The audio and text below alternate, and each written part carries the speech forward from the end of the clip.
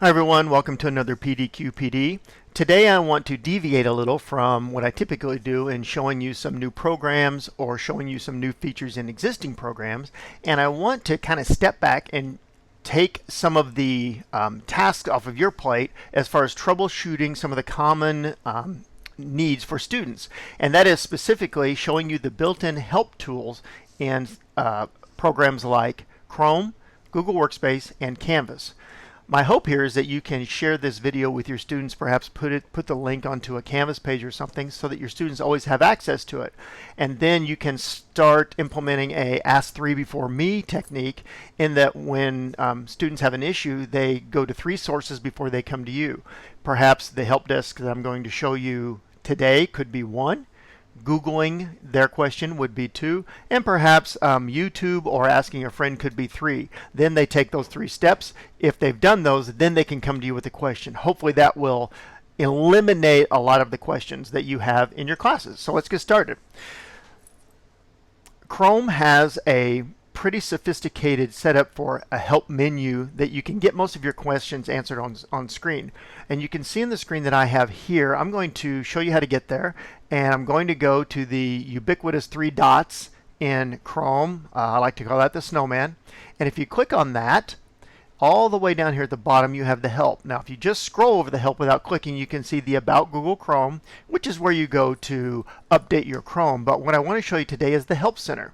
So I will click on the Help Center here, and you can see right away that it offers an entire page of things that you could look up for Chrome. And then you also have, all of these programs are using some sort of AI to answer the questions that you have typed. So I'm going to type in something like here, like a change profile. And I'm going to hit the enter button, see what happens. So you get all kinds of information here about how to change the profile. And that's right there from the help desk. Now if you just need to get started, you can go down here. There's a lot of the tools here: download and install, import bookmarks, all of those kind of things. So just searching around here and using the search window will help you find a lot of those. So there is your Chrome built-in help desk.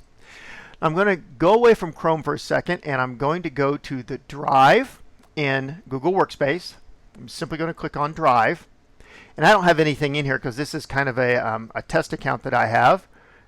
But when I want to find out how to use Drive, or I have questions about Drive, it's a little bit different. You go up here to the question mark with the circle around it for support, and then you have a help. Now here you have a couple of options. You have training and updates. It looks like, if you look at the updates, it hasn't been updated since 2020. So you can still see some of the updates, but probably what you're going to use more often than anything else is simply the help. So let's go back here to the help.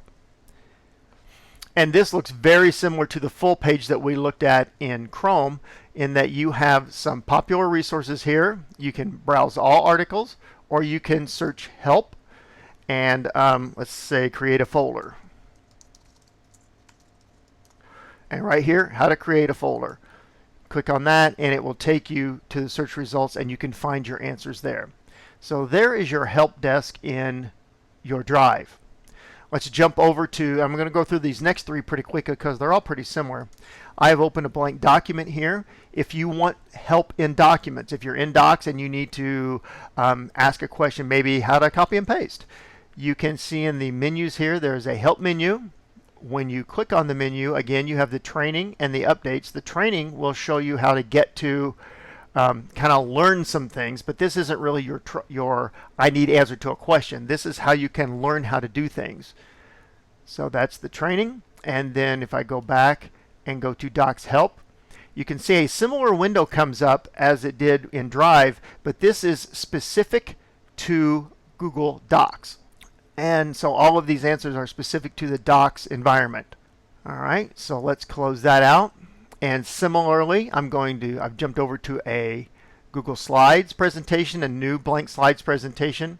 You can see you have the help menu here. Same thing here. Now it's Slides Help. When you open that up, same look on the window, but all of these resources apply to slides rather than to Docs.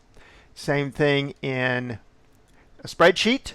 If you need some help, go to the help desk. Now it's Sheets Help, and all of your answers are specific to the Sheets environment.